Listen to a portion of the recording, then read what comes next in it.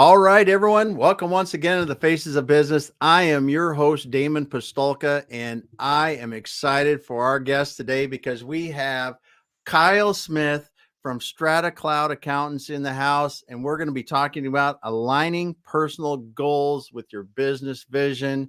Kyle, thanks for being here today, man. Super excited, Damon. Glad to be Oh, here. it's going to be fun. So we don't we don't really get to talk about this much, and I think it's going to be really fun and interesting because most people don't think about their personal goals with their business vision and how that kind of works together. So we'll get into that in a moment here, but we always like to start off by understanding a bit about your background and how you got into doing what you're doing today. Yeah. Maybe you can tell by the Longhorn clock in the background. I'm a UT University of Texas grad, um, and coming out of school, my dad had been in the restaurant industry for his whole career.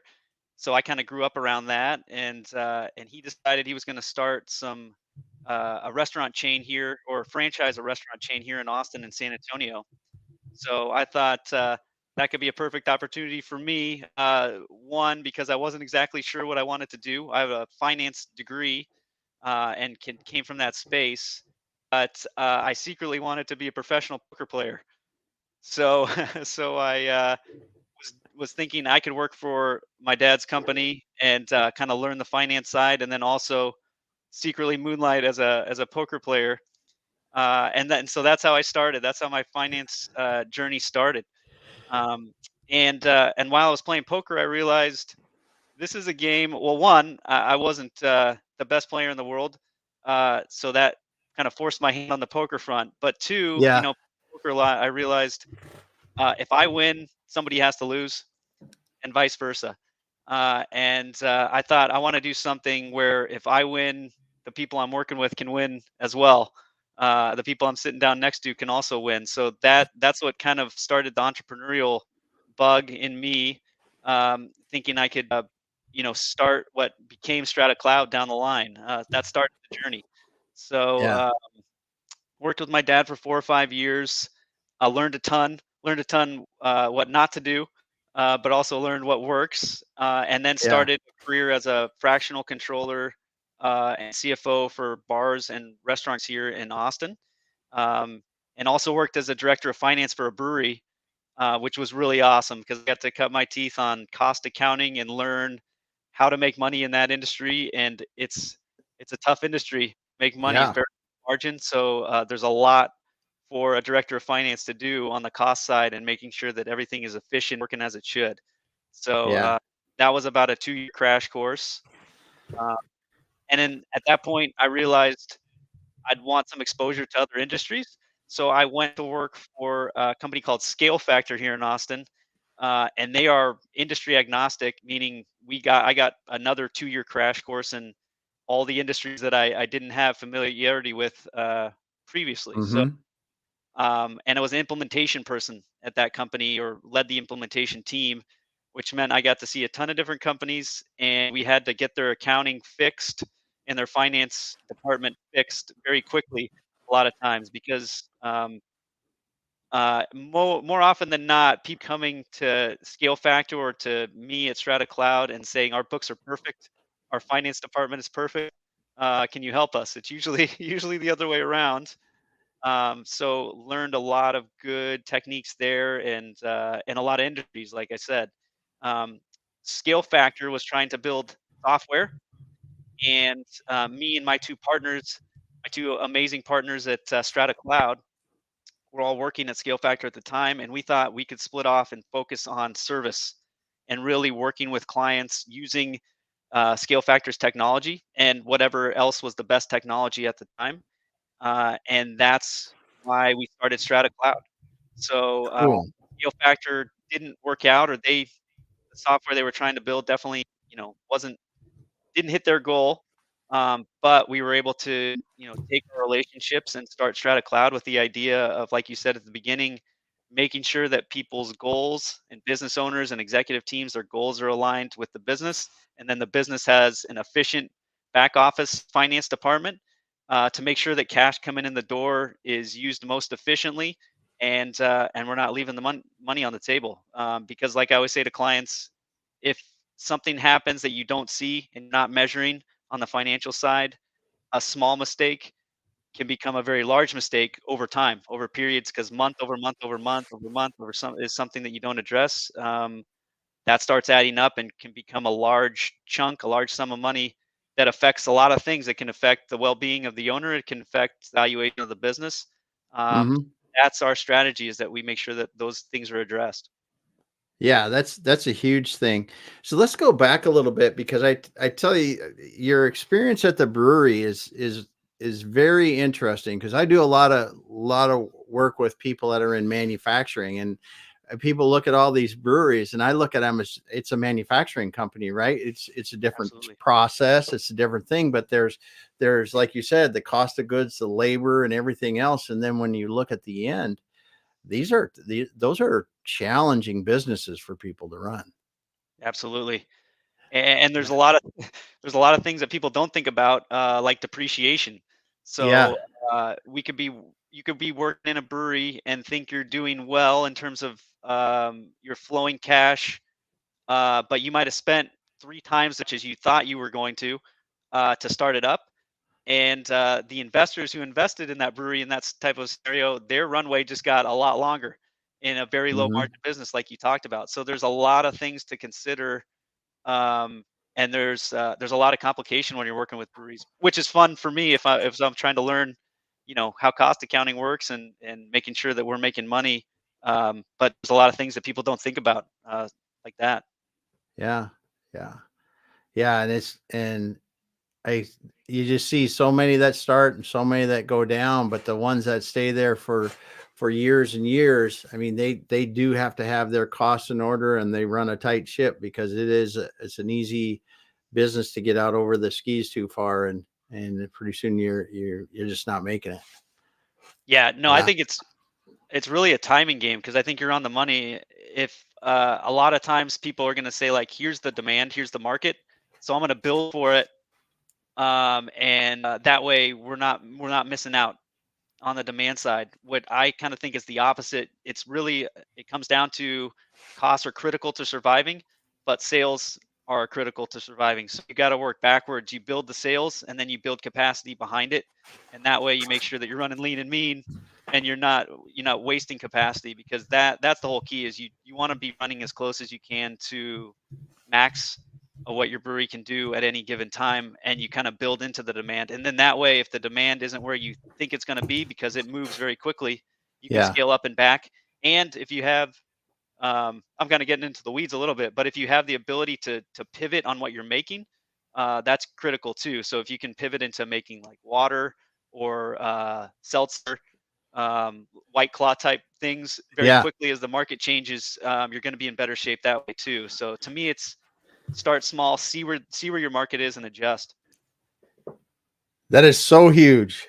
I mean, if people didn't really grapple what you said, just grasp what you just said, is you want to build your sales, then put the capacity in behind it. Because what you'll see, and this happens in a lot of businesses, I don't care what business it is they have all this capacity, they can start up with all this capacity. Whereas I think is a real smart and a real cash savvy way is get the sales going, start, maybe you're brewing beer in a bucket almost until you start some sales going and get everything rolling and build and little and build that capacity over time. Because I can go out and you see it all over in Austin and here where I'm at in north of Seattle is people will come in and spend a tremendous amount of money on a brewery. They will spend because the tankage and I mean it's just a lot. It's a lot, especially when you get into a larger size. But if the demand's not there, like you said, the margin's not. It's not a fat margin, so you can't cover the costs. It's just Yeah. not a profitable business. So Yep. And you can yeah, project anything you want. You know what I yeah, mean? You can say, "Here's the market," and you can make it look great.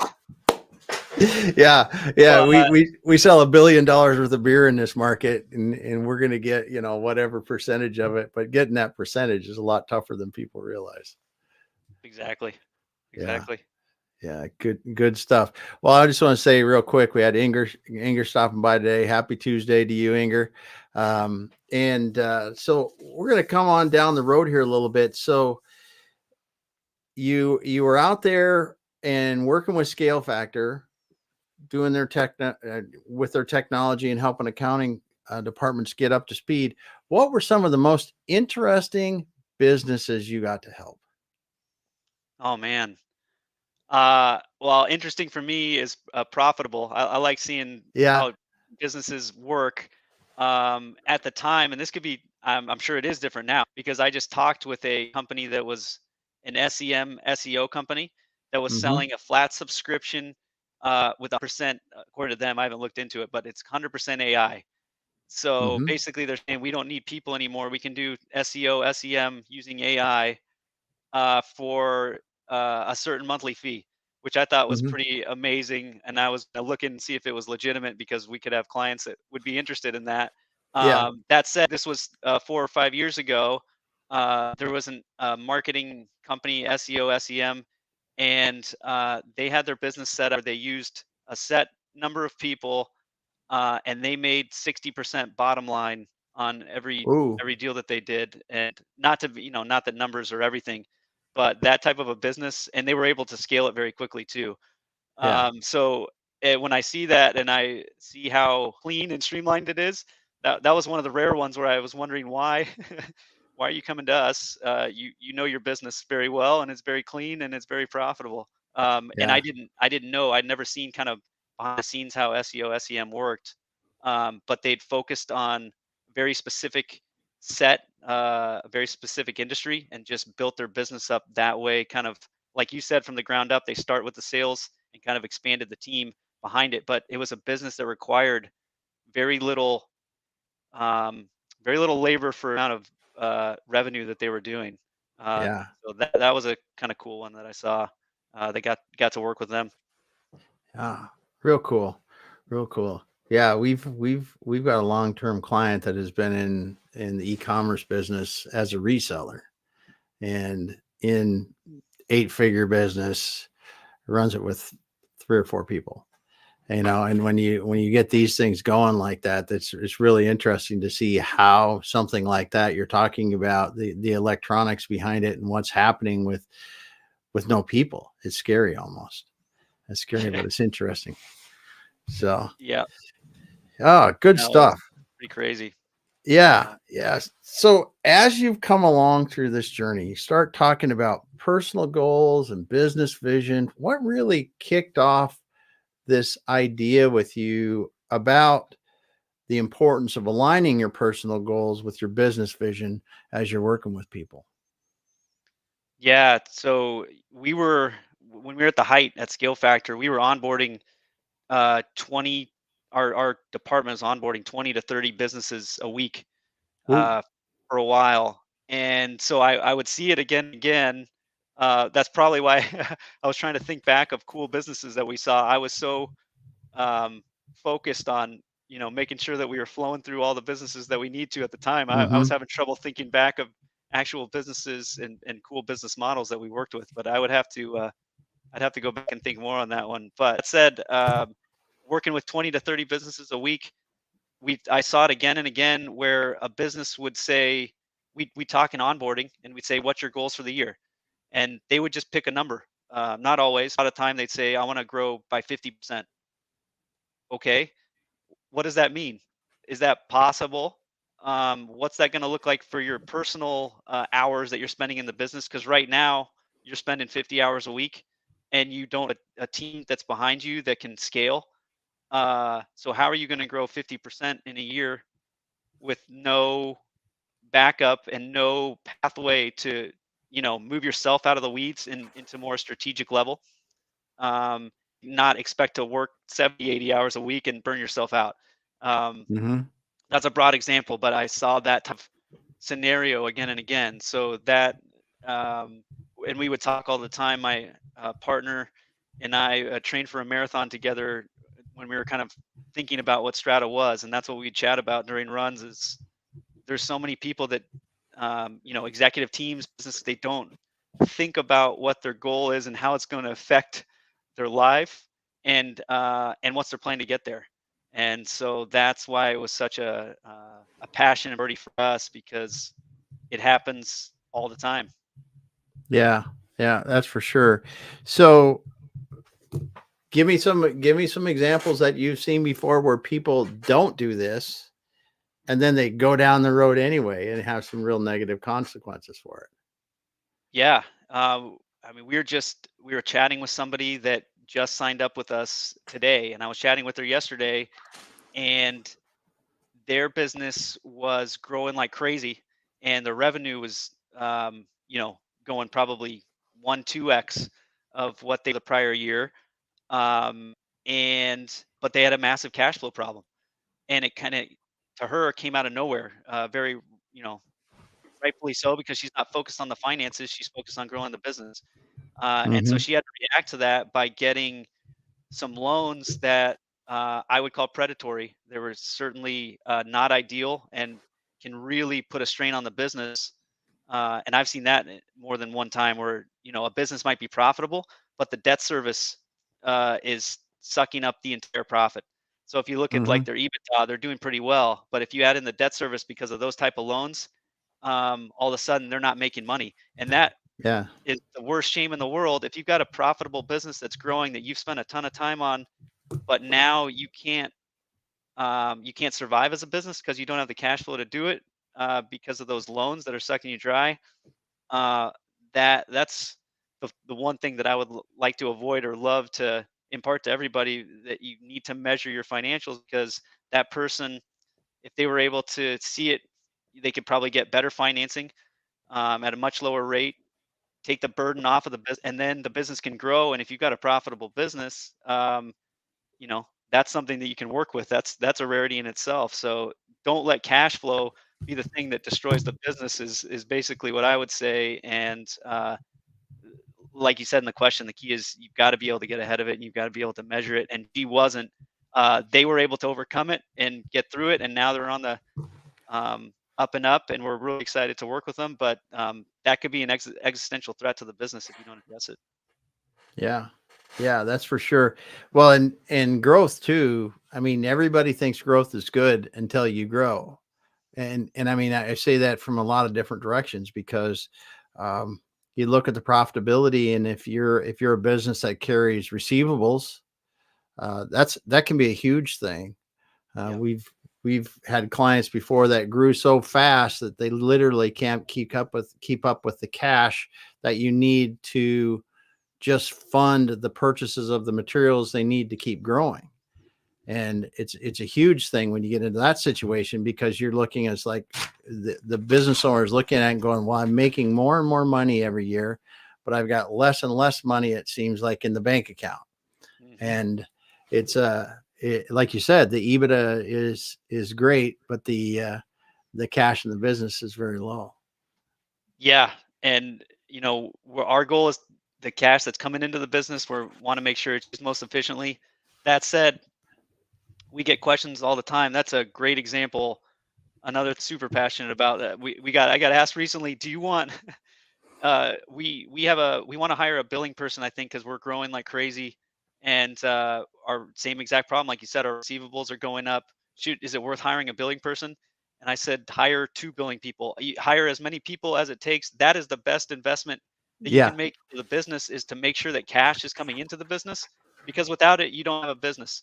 I think people Yes. underestimate that. So anything that if you had a position open, and that position is to make sure that cash that you are owed is coming into the business, fill that position, make sure that person's doing their job, because that is critical. And that's life or death for the business. And, it maybe hinders your ability to expand if you don't have it. I mean, everything opens up to you if you're making sure that you're maximizing the cash that's coming in. So I Yeah. hopefully they take our advice, because it's so critical. Yeah. Yep. And that is true. It's billing and the collections are something that is key to, especially a growing business, like you said, because if you're running a growing business, reducing 2, 3, 5 days off your collection cycle could be a huge amount of cash that comes into your business. And um, that's where Yeah, I agree 100%. Those billing people can make a huge difference. That's for sure.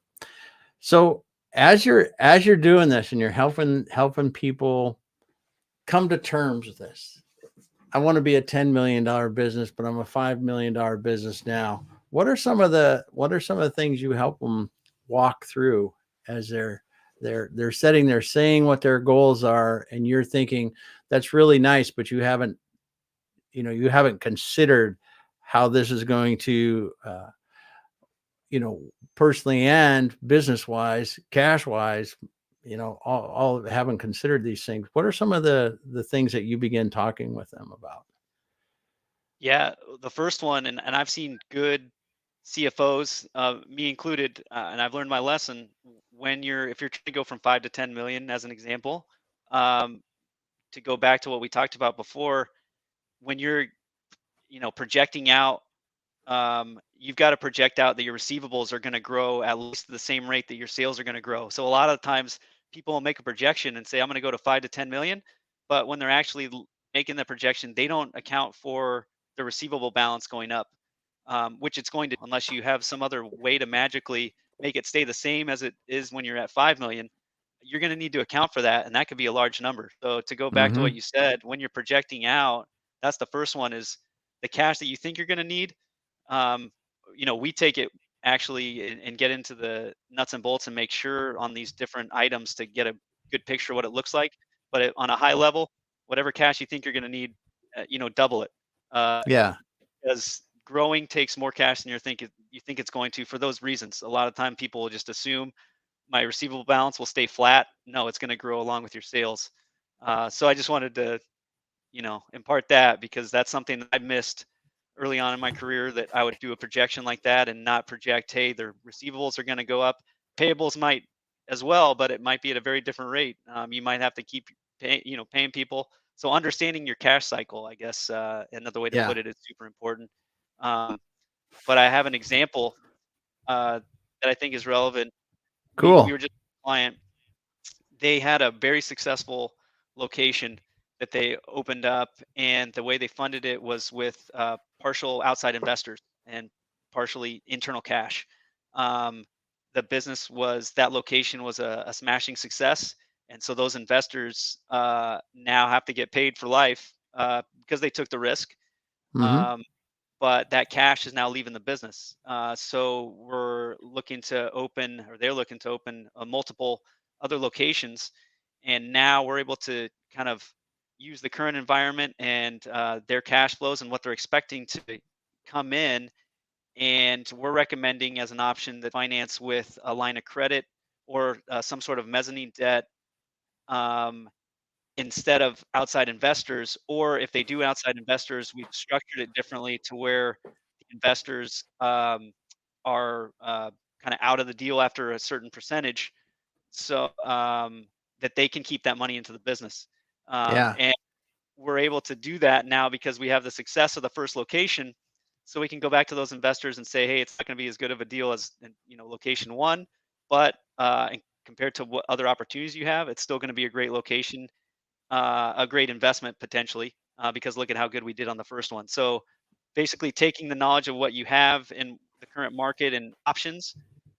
In this case, we were able to structure it differently to where, if this location is like the location they just opened, it's going to be 6 or 7 figures in the next 2 or 3 years that they're going to keep into the business that they wouldn't have to give to outside investors. Yeah. So that's the type of thing that we do with companies that are growing, to where maybe if thinking about it, they just say, hey, let's structure it the exact same way we structured it before, not knowing that, hey, this time around we've got a lot more leverage because of the current environment. Let's see if what can we do to make it so it's helpful to the business, but then also attractive to investors.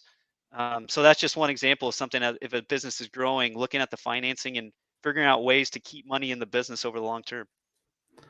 Yeah, that's a huge thing, keeping money in the business, like you said, and it comes, uh, that funding that you just explained to somebody. I get approached by so many people that I want an investor, I want an investor, I want an investor, I want an investor, and they don't realize the consequences of that, and how just other funding options how that might be a lot better over the long term, like you said, because they're in the situation now with that one location where they are paying their investors for a very long time on that, Yes. and beyond what is reasonable. I mean, because everybody should get a reasonable return if there's success, but and investors will take the deal they get, Oh and yeah, they're very most, happy in that case. That's for sure. yeah, yeah, and most people don't go, well, am I giving someone too good of a deal?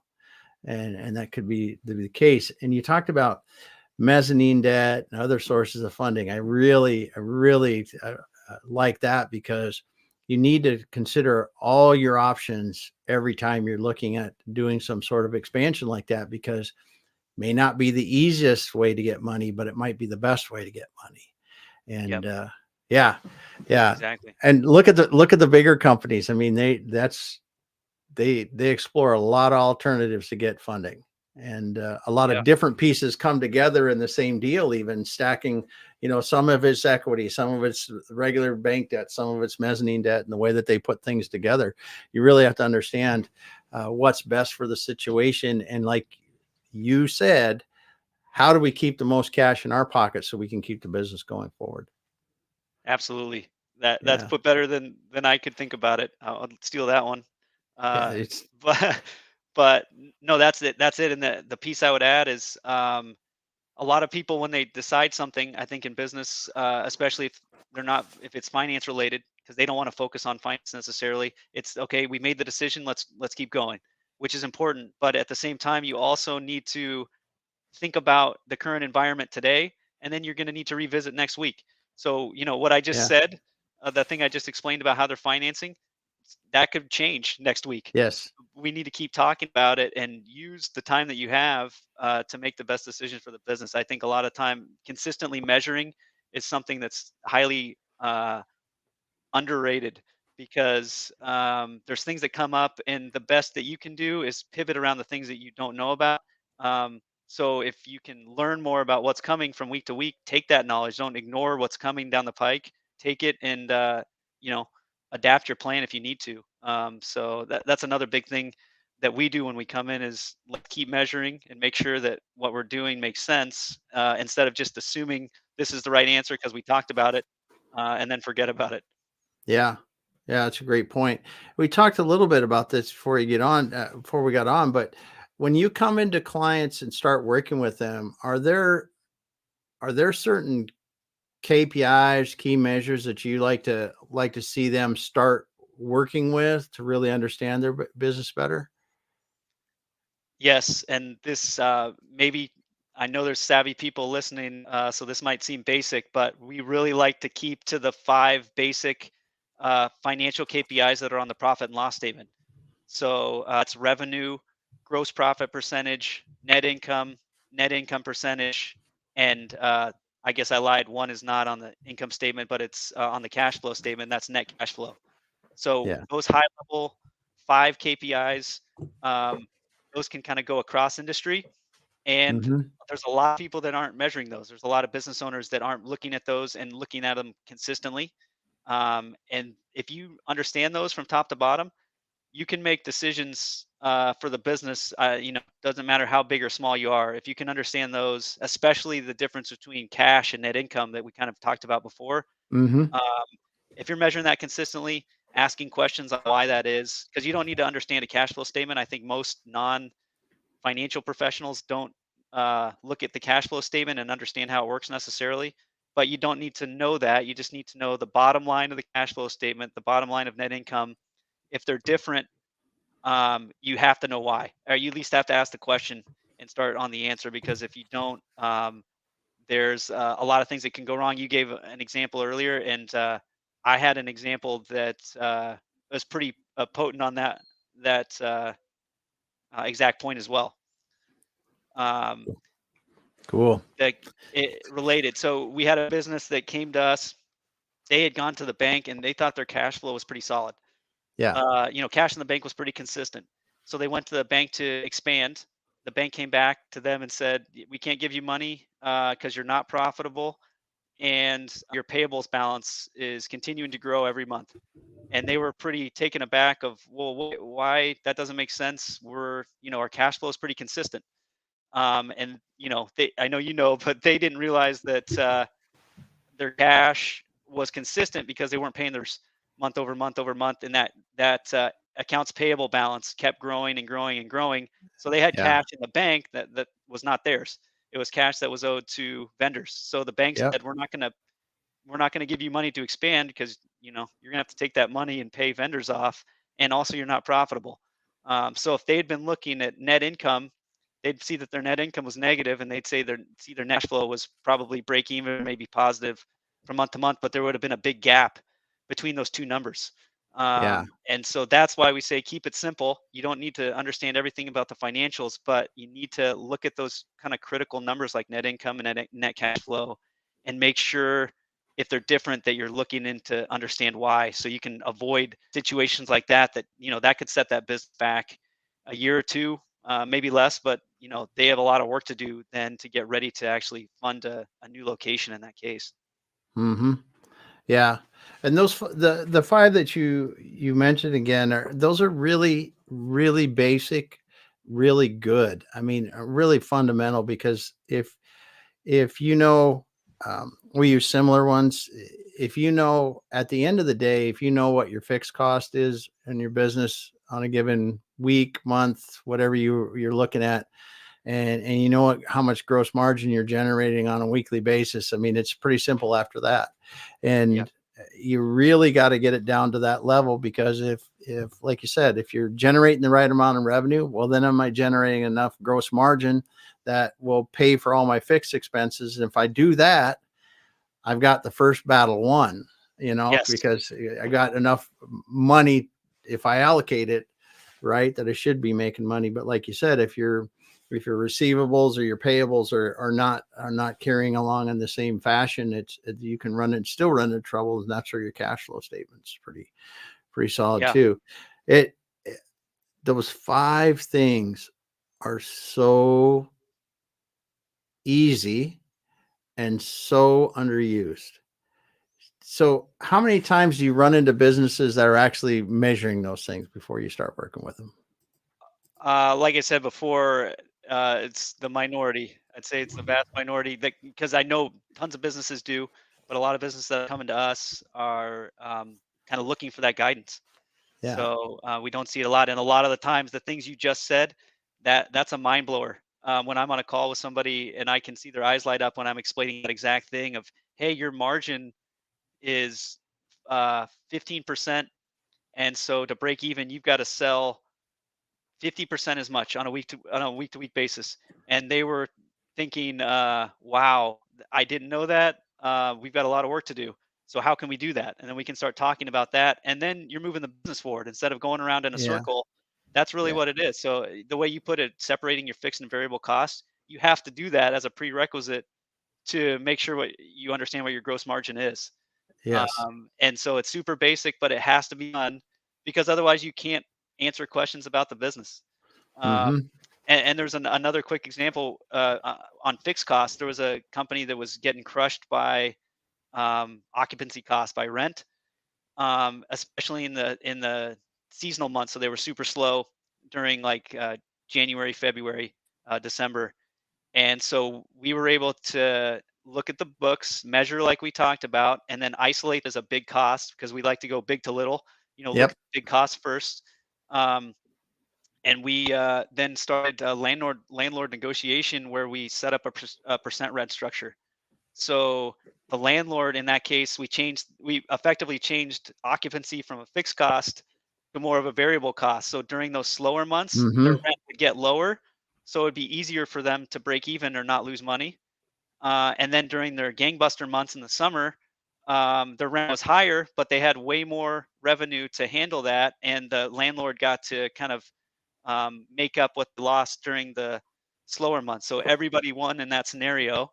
And that's a critical case where if you didn't measure it, you'd just be going along, and the landlord would be collecting, and you'd be hurting every time winter came around. Yeah. Yeah. That's a great point, because it's one of those things that people don't understand, that there are when you understand these things, you can negotiate, you can work with people to find different solutions that will fit your business Mhm. and and make the other parties happy as well. That is a big one, especially like if you're in construction or landscaping or something that really goes up and down with the seasonality of the year. That can be huge. Um, Absolutely. good stuff there. So now, as you're getting people going, and they're down the road with you a ways, they've got a good handle on their cash flow and things. What are some of the comments you get back from people uh, when they start to see this? Usually they're like, I wasn't sure the ROI beforehand, but now I can see it. And that's what, me as a finance guy behind the scenes, that's where I have to get better is showing people, hey, like that rent negotiation, that ROI on what we're doing and coming in and doing is, could be 10x, could be 100x a financing scenario. So a lot of times we're like, wow, we we thought you would just come in to fix the books and move things around so we could get some accurate numbers. But now we're seeing direct ROI on the things that you're doing, and that's pretty amazing. So, and it doesn't always happen. You can't always Hmm. find something like that. But when we do, that's a really cool moment to see that they're getting huge return on our services because it's not just about the indirect things. Because it's hard to explain to people value of having accurate books um, in terms of what they're paying out for that. But when you can Hmm. show them, hey, we've effectively changed the way that your business operates to make it easier for you to survive and thrive as a business, that's pretty magical when that happens. Yeah, yeah. Well, and really, there's so much missed opportunity cost by not understanding your books well. I mean, it's like, um, we've helped clients on different situations where it's like, hey, have you looked at this? Paying your suppliers early. This is Yeah, one a lot of people don't understand how much money that can really make for them in a year. And now we've got people that are making well over six figures just because they're doing that with certain suppliers. And they're actually using that to categorize if we are in a cash crunch, who do we pay first? Well, you're yeah, paying the people you're making money on.